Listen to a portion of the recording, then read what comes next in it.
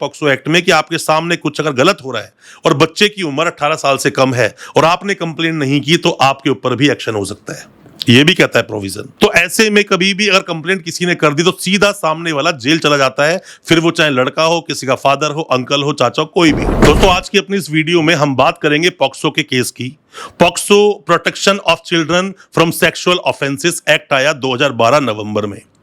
इसमें जितने भी सेक्शंस है, ज्यादा कुछ सेक्शंस भी नहीं है, बहुत बार मैंने सभी सेक्शंस को वन बाय वन उठाया है, वीडियोस बनाई है, कई सारी वीडियोस में डिटेल में चर्चा की है पॉक्सो के बारे में।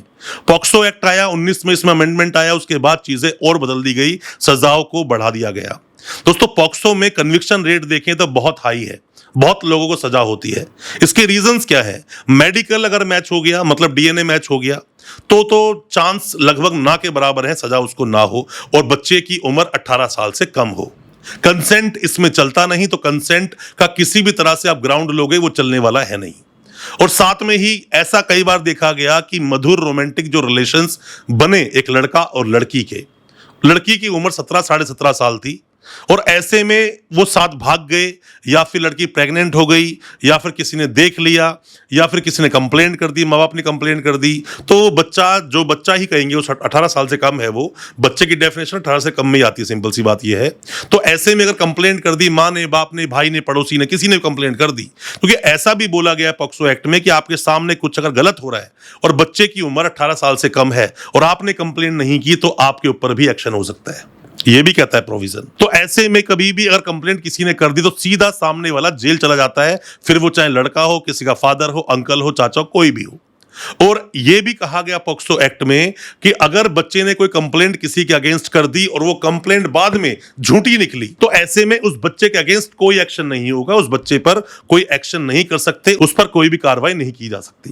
दोस्तों आप में से कोई भी नए वकील साहब है, कोई भी लॉ स्टूडेंट है, कोई भी अभी कानून की जानकारी ले रहा है, आप पर कोई भी केस दर्ज हुआ है, या फिर आपका सगा संबंधी जानकार कोई भी जेल में है, वीडियो बहुत काम का है, पूरा देखना। मैं उन आधार पर वीडियोस लेकर आता हूं जो मेरा पर्सनल एक्सपीरियंस है, जो trial court, high court, supreme court जाके हमने अपने केस को प्रेजेंट किया, उसके आधार पर जो वीडियो लेकर आया हूं। आपको बहुत नॉलेज मिलेगी, समझना मैं क्या कुछ आपको बता रहा हूं। तो पॉक्सो में दोस्तों जब भी कोई ऐसे मामले होते हैं सीधा इंसान को जेल भेजते हैं, और पॉक्सो में देखा जाए तो 10 साल की सजा तो है ही सेक्शन 4 में, वो सजा 20 साल कम से कम भी हो जाती है अगर एज बच्चे की और ज्यादा कम है। साथ में ही जो पॉक्सो का सेक्शन 6 है उसमें कम से कम पहले से ही सजा 20 साल की है, उम्र कैद है, फांसी का भी प्रावधान है। दोस्तों मैं जो कुछ आपको बता रहा हूं पॉक्सो के बारे में, ये मेरा पर्सनल एक्सपीरियंस है केसेस को फाइट करने के। जो trial court, high court, supreme court में गए हम लोग, हमने जाकर वहां पर केस को देखा, केस को फाइट किया, बेल पर आर्ग्यू किया, ये पर्सनल एक्सपीरियंस है जो हमने देखा है कोर्ट में जाकर। काफी कुछ चीजें आपको किताबों में ढूंढने से नहीं मिलती हैं, वो एक्सपीरियंस से आती हैं। तो वीडियो को ढंग से आप अगर समझ रहे हैं तो कुछ समझ भी आएगा और आप अपने केस से बाहर निकल भी जाओगे। अब इसमें सजा किन किन सेक्शंस में है? 4, 6, 8, 10, 12, 14, ये सब सजाओं वाले सेक्शंस बटे हुए हैं। अब इसमें आपको यह देखना है कि किस सेक्शन में कौन सा अपराध प्रूव हुआ। अभी रिसेंट में हमारे पास एक केस आया था, उस केस में पहले से ही 3 बार बेल लग चुकी थी सेशंस कोर्ट में, जहां ट्रायल चल रहा था, बेल बार बार डिसमिस हो रही थी। आर्गुमेंट भी ये दिया गया था कि उसमें सेक्शन 6 नहीं लगना चाहिए। हमारे पास जब वो केस आया तो लड़की ने ये बोला था कि इस लड़के ने 5-6 बार मेरे साथ में मतलब गलत काम किया है।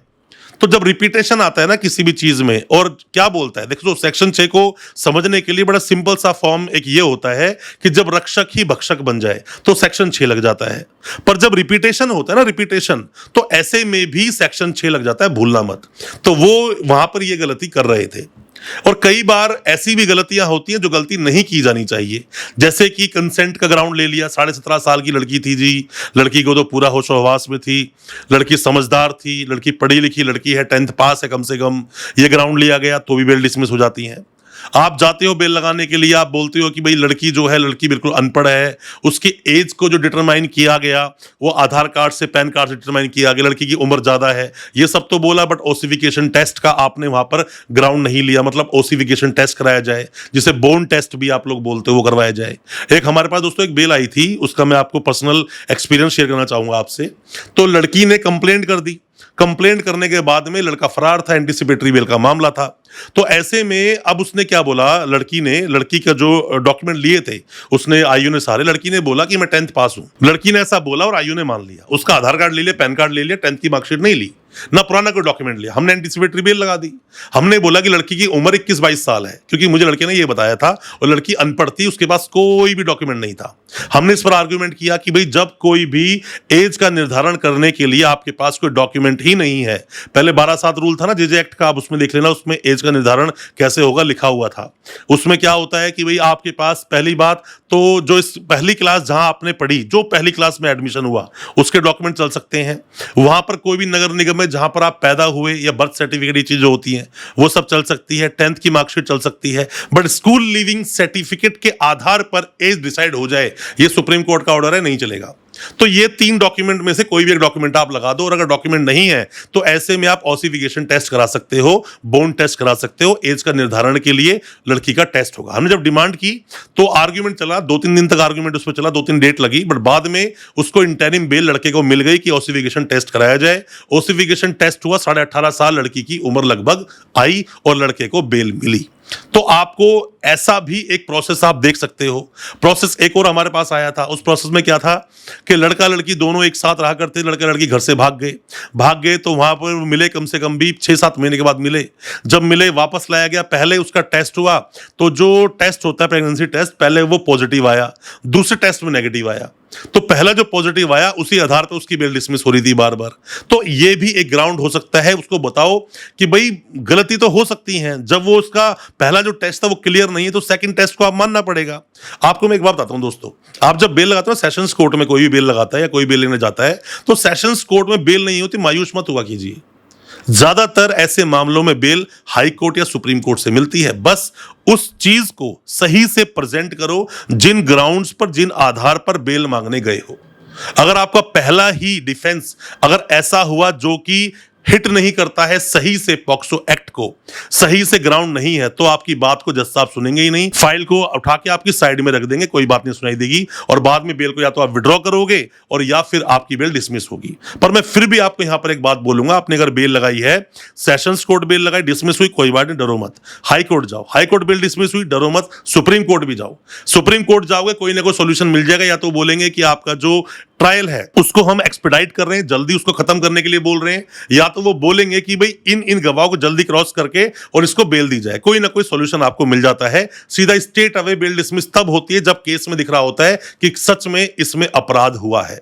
तो आपको इस प्रोसेस को पूरा फॉलो करना चाहिए। खास करके जो ये रोमांटिक रिलेशन वाले केस आते हैं ना, ये तो बहुत केस है आजकल। और ये होता क्या, लड़का लड़की मान लो एक दूसरे से मिलते थे, लड़की लड़के से बहुत ज्यादा प्यार करने लगी, लड़के की उम्र थी 21 साल, लड़की की उम्र थी 17 साल। अब बार बार लड़की उसको बुलाती है, अपने फ्रेंड्स को लेकर भी, मतलब एक कोई फ्रेंड और साथ में होगी, उसको लेकर होटल जाती है और फर्जी अपना आधार कार्ड बनवा रखा है।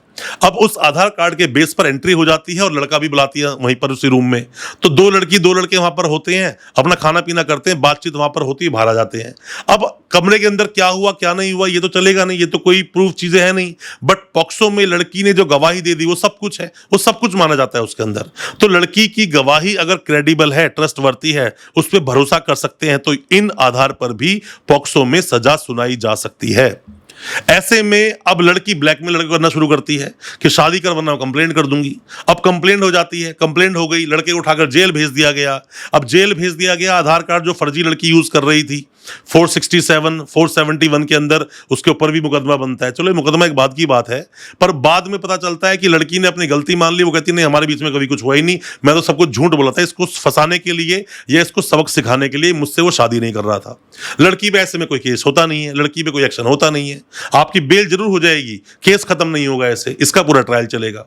तो पॉक्सो में ये भी कुछ प्रॉब्लम सामने आती है। लड़की से आपके वकील साहब सामने बिठाकर सवाल पूछ नहीं सकते, एक स्क्रीन लगी होती है, स्क्रीन पे सवाल पूछने पड़ते हैं, वहीं से स्क्रीन से ही आइडेंटिफाई कराया जाता है कि ये एक्यूज है, लड़की बोलती है हाँ यही एक्यूज है।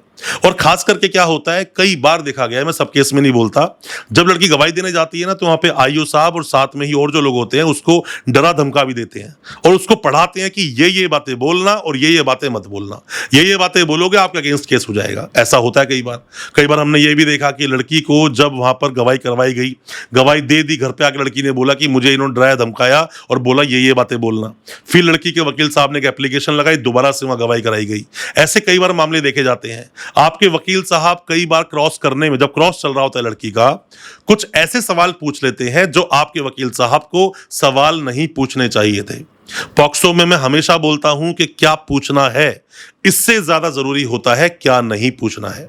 क्या नहीं पूछना है, आपने सवाल पूछ लिया, आप फंस जाओगे, प्रॉब्लम में आ जाओगे आप। तो इन सब चीजों को आपको ध्यान रखना चाहिए। पॉक्सो केस अगर आप लड़ने के लिए गए हैं, इस बात को बिल्कुल मत भूलना, सजा बहुत ज्यादा लोगों को होती है। जो पनिशमेंट है मिनिमम 20 साल मिलती है सेक्शन 6 में। लड़की के अगेंस्ट कोई एक्शन होगा नहीं।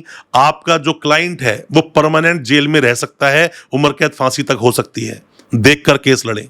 तो कोई ऐसी गलती ना करें जिस गलती से आपके क्लाइंट को कोई खामियाजा भुगतना पड़े, या फिर आप भी, अगर आपके ऊपर कोई केस हुआ है तो आप भी अपने पूरे फैक्ट अपने वकील साहब को बताएं।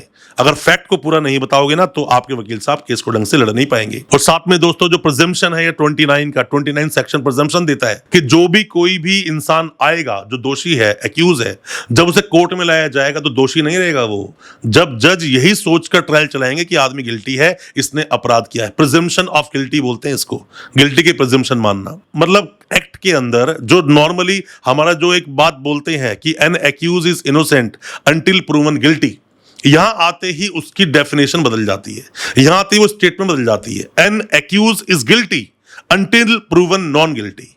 तो यहां पर आपको सेक्शन 29 को भी समझना पड़ेगा। हल्के में केस को नहीं लड़ सकते। अच्छे एक्सपीरियंस वकील साहब के हाथ में केस जाए, ज्यादा अच्छा है। और कोई भी सवाल है या कुछ भी सजेशन देना चाहते हैं, नेक्स्ट वीडियो किस टॉपिक पर चाहते हैं, तो कमेंट बॉक्स में जरूर बताएं, उस पर वीडियो लेकर आएंगे। हो सकता है हमारी वीडियो से आपकी कोई मदद हो सके। अच्छा लगा हो आज का वीडियो, चैनल को सब्सक्राइब करना बिल्कुल ना भूलें, साथ में लगा बेल आइकन जरूर दबा दें ताकि इसी तरह की लीगल अवेयरनेस की वीडियोस आप तक पहुंचा सके सबसे पहले। बहुत बहुत शुक्रिया, धन्यवाद हमारे इस वीडियो के साथ बने रहने के लिए।